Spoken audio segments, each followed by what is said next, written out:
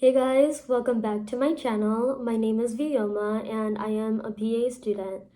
I'm sorry for not having uploaded a video recently. It's because I've been making the transition to a new state to get started with PA school, and I am currently in my third week of PA school. So today I will be answering many frequently asked questions that I see a lot of pre-PAs asking on various platforms such as the Physician Assistant Forum, as well as on different pre-PA Facebook groups. Many of these questions are questions I had myself as I was a pre-PA, and so I would love to be able to answer these questions for you and help you guys out. So question number 1, when is it recommended that I submit my CASPA application? As most of you guys know, the CASPA is a centralized application service that acts as your primary application to most PA programs within the US. So CASPA for the 2020 to 2021 application cycle actually opened up on April 30th of 2020. And so ideally, I would recommend that you submit your CASPA application by either July end or August end max to ensure that you are first come, first serve within your application pool. Having said that, I do think it's totally okay to submit your primary or CASPA application later on in the cycle, such as September, October, and November, if you are applying to schools with deadlines that are much later on into the application cycle. I do think you still have a chance of getting in. And I personally, along with other people that I've known, have applied to some schools much later on in the cycle, have still gotten interviews to those schools, and gotten acceptances at those schools, despite the fact that we've applied later on in the cycle. But I do recommend submitting at least your CASPA earlier on in the cycle so that you do get secondary applications from the PA programs of your choice much faster than students that might be applying later on in the cycle. I do want to put this out there. Admissions committees will not start reviewing your application at all until they do have your CASPA application, which is your primary application, along with their school-specific secondary application and any other supplemental material they ask you to send to them. So you do need your CASPA application, supplemental application, and any supplemental material such as GRE scores sent to the PA programs in order for your application to be considered complete and for your application to start getting reviewed by the admissions committees. I am putting this out there just so you realize how important the time frame is for when you apply to PA school, because you do want to make sure your primaries are submitted so you can start getting secondaries and so on and so forth. So this brings me to question number 2. What are the recommended resources I should use to study for the GRE? The GRE is a standardized graduate exam required for grad schools and many PA programs. It consists of 3 different sections. The first one is a verbal reasoning section. It has a lot to do with reading, but mainly vocabulary.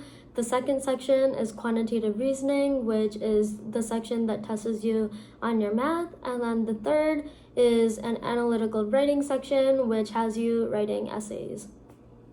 So I studied for my GRE for approximately 1.5 to 2 months, and I thought that was sufficient for myself.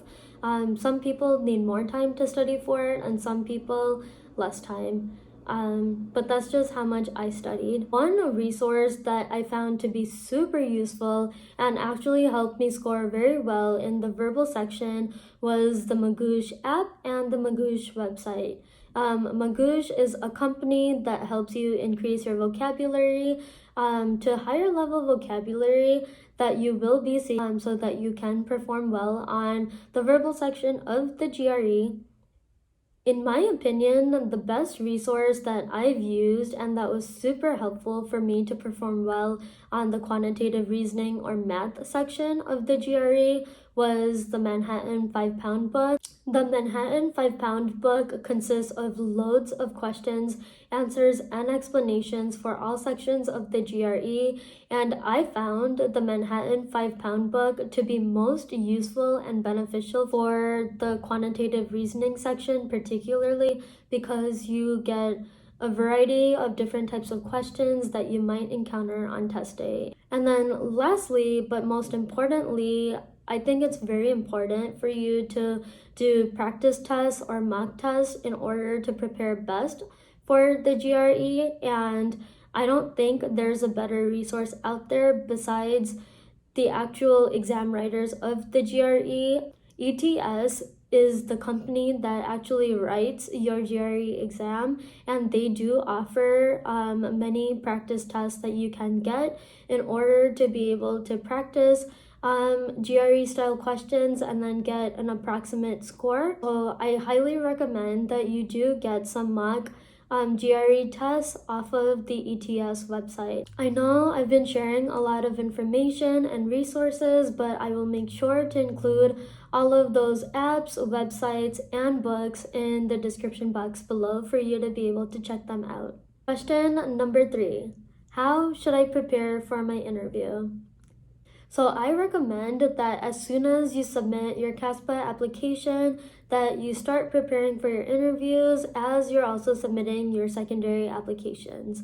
Just because you never know when you will receive an interview invitation. I know of people that have received an interview invitation only 2 weeks before their actual interview day. I used several resources to help me prepare well for my interview. The first resource that I use that most pre-PAs are aware of is Savannah Perry's Interview to PA School book.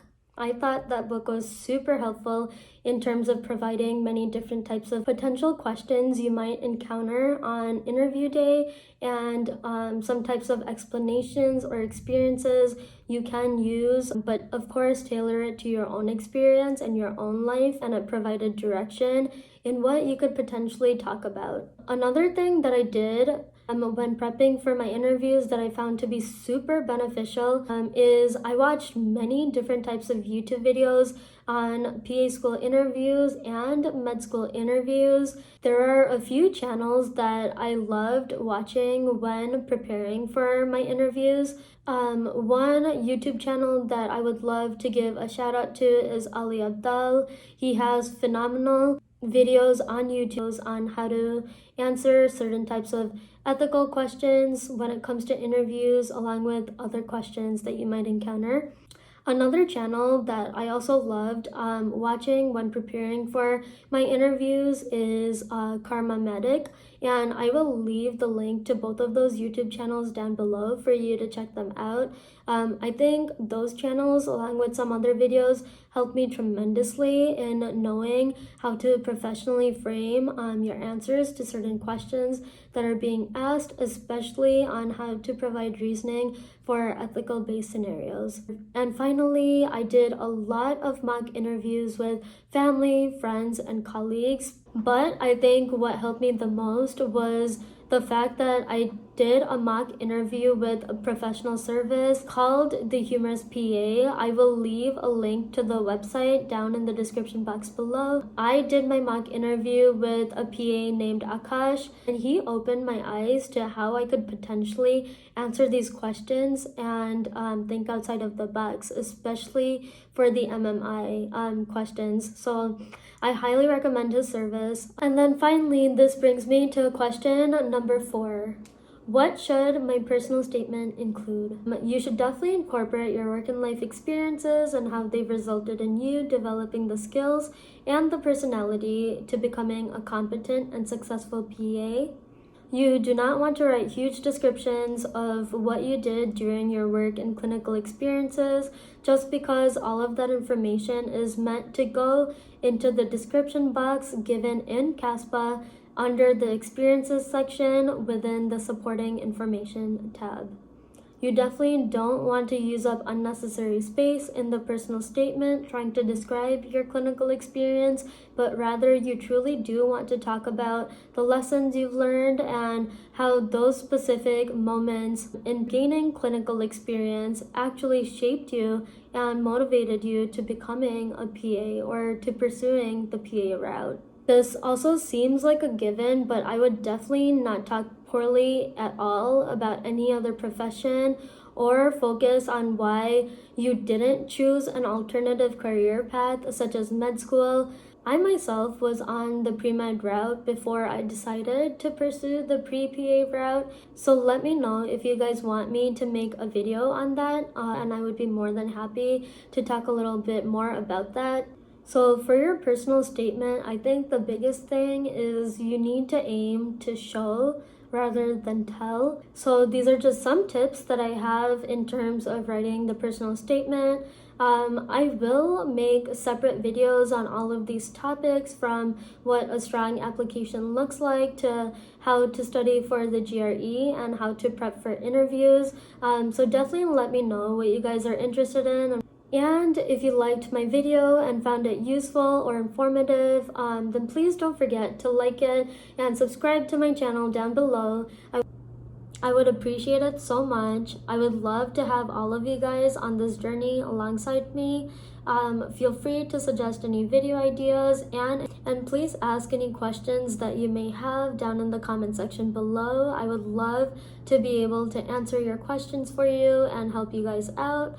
Also, share my video with anyone that you think might be able to benefit from it. I've listed all of the websites and resources in the description box, so definitely check those out because I do think they played an integral role in me getting into PA school. Thank you so much for watching.